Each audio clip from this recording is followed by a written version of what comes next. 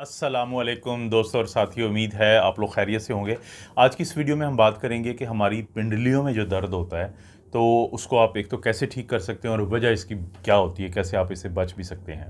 पिंडलियां जो हैं इसको अंग्रेज़ी में काफ कहते हैं। फ़र्ज़ करें आपकी पिंडलियों में अचानक दर्द होता है तो अक्सर लोगों में तो क्या होगा कि जब वो अपनी पिंडलियों को सहला लेते हैं, या अंग्रेज़ी में जिसको हम स्ट्रेचिंग कहते हैं कि थोड़ा सा एक्सरसाइज हल्की सी करते हैं, स्ट्रेच करते हैं, दबाते हैं, तो उससे ये चीज़ ठीक हो जाती है। लेकिन फ़र्ज़ करें अगर आपको दर्द ज़्यादा रहता है तो किसी भी पट्ठे के दर्द की तरह जब किसी भी मसल पे चोट लगती है, कोई दबाव पड़ता है और वहाँ पे दर्द शुरू होता है, तो हम एक चीज़ कहते हैं कि आपने याद रखना है, उसे हम कहते हैं राइस।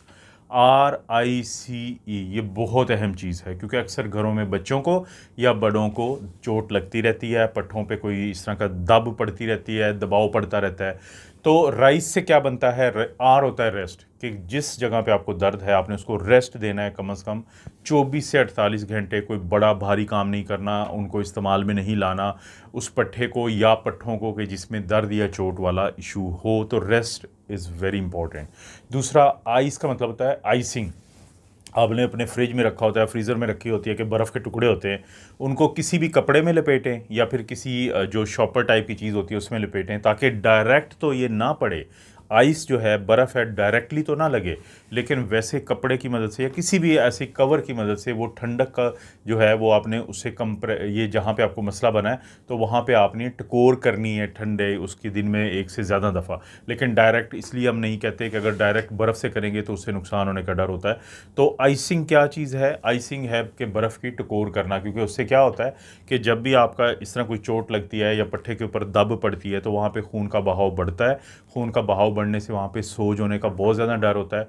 लेकिन जब आप बर्फ़ का इस तरह से इस्तेमाल करते हैं तो इससे वो जो खून की नालियाँ हैं वो वो सिकुड़ती हैं, वो कंस्ट्रिक्शन उनकी होती है, जिससे खून का जो बहुत ज़्यादा बहाव वहाँ पे नहीं जाता और उससे वहाँ पे सोज नहीं पड़ती। तो राइस में दूसरी ये चीज़ है। तीसरी होती है कंप्रेशन।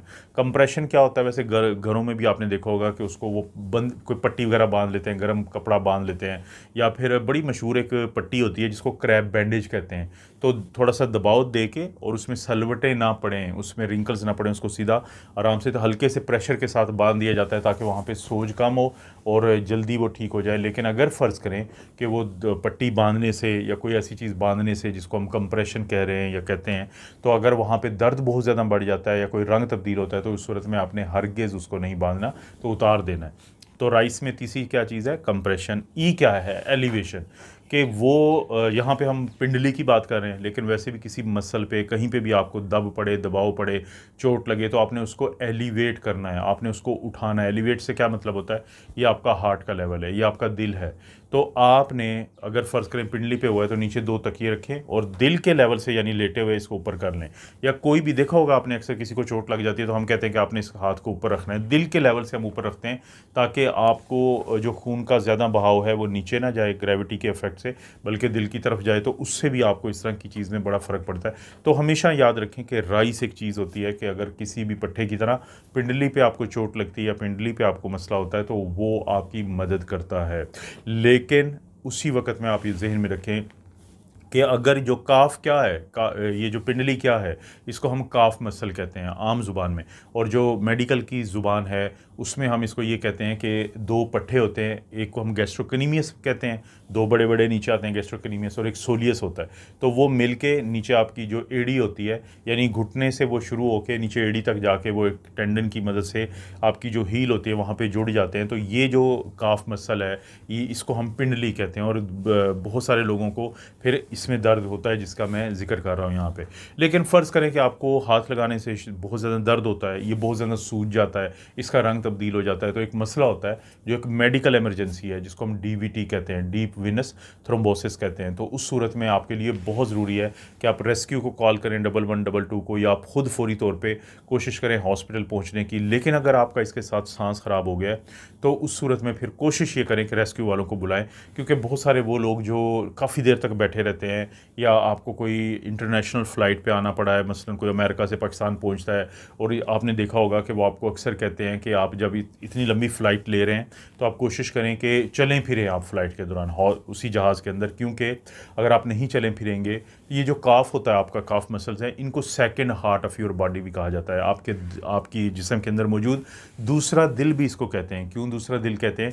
क्योंकि अगर आप नहीं चले फिरेंगे तो यहाँ पे खून की पूलिंग हो जाएगी, खून इकट्ठा हो जाएगा, स्लो हो जाएगी उसकी रफ्तार, और वहाँ पे क्लॉटिंग शुरू हो जाती है। और जब आप अपने मुल्क में वापस पहुँचते हैं, जैसे कोई पाकिस्तान आया है अमेरिका से और रास्ते में उसने वो चला फिरा नहीं है, तो क्या होगा कि जब वो पहुँचेगा और उठ के चले फिरेगा तो यही जो टांगें हैं, काफ है, उसमें खून का बहाव जैसे ही तेज़ होगा तो वहाँ पे क्लॉट बन चुका होगा।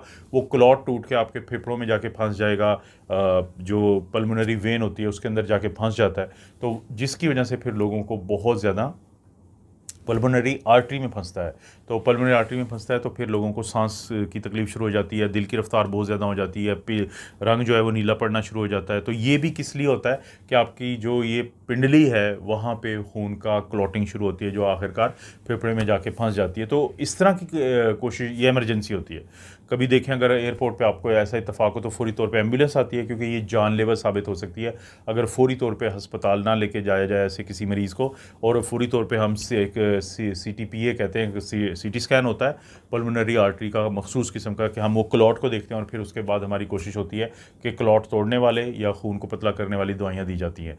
तो बुनियादी तौर पर ये जो आपकी पिंडली का एरिया है, आपका काफ का, दो यहाँ पे मसल्स हैं जो मैंने बताया, आगे हड्डी होती है जिसको शिन कहते हैं, और साथ नीचे वो नर्व गुजर रही हैं, आसाब गुजर रही हैं, जो जिसको शाटिक नर्व कहते हैं।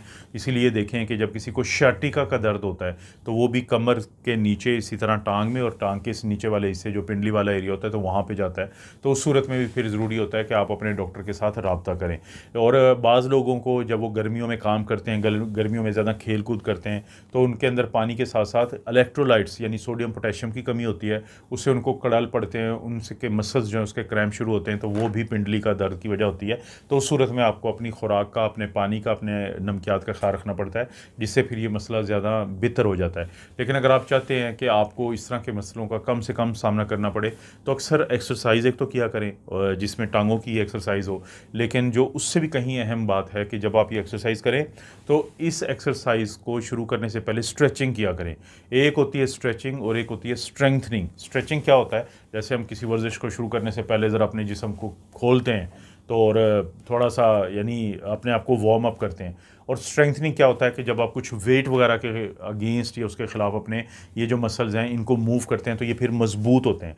मजबूती, स्ट्रेंथनिंग और स्ट्रेचिंग क्या है कि इनके अंदर का जो जकड़ाव है उसको आप रिलैक्स करते हैं ताकि फ़ौरी तौर पे ये ज़ख्मी ना हो जाएं। अगर आप जाते ही, अक्सर लोग क्या गलती करते हैं कि जब वो कोई एक्सरसाइज करते हैं तो वो जाते ही एक्सरसाइज शुरू कर देते हैं। कभी भी ये गलती ना करें, हमेशा अपने आप को पहले वार्म अप करें और अच्छे तरीके से पहले अपने जिस्म को खोलें, अपने मसल्स को रिलैक्स करें, फिर आप दबाव डालेंगे तो फिर मसला नहीं बनेगा। और इसी तरह से जब आप कोई भी एक्सरसाइज को ख़त्म करते हैं तो फिर अपने आप को कूल डाउन कर रहे हैं। जैसे आपने वार्म अप किया था, फिर आहिस्ता आहिस्ता, यानी अगर आप रनिंग कर रहे थे तो फिर पहले कुछ देर चलें, यानी जॉगिंग करें, फिर ज़रा चलें, फिर स्लो करते हुए 5 मिनट में आप अपने आप को रोक लें।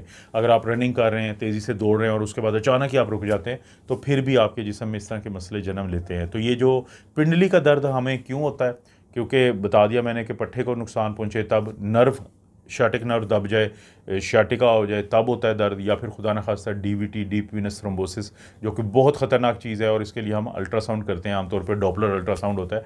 तो ये वजूहात हैं। बचने का भी तरीका मैंने आपको बता दिया है। और जब होगा तो आपने फ़ौरी तौर पे क्या करना है, राइस के अलावा जो आम जो दर्द है लेकिन अगर ख़तरनाक वाला है तो फ़ौरी हॉस्पिटल, रेस्क्यू 112 अगर आप पाकिस्तान में तो उनको बुलाएं।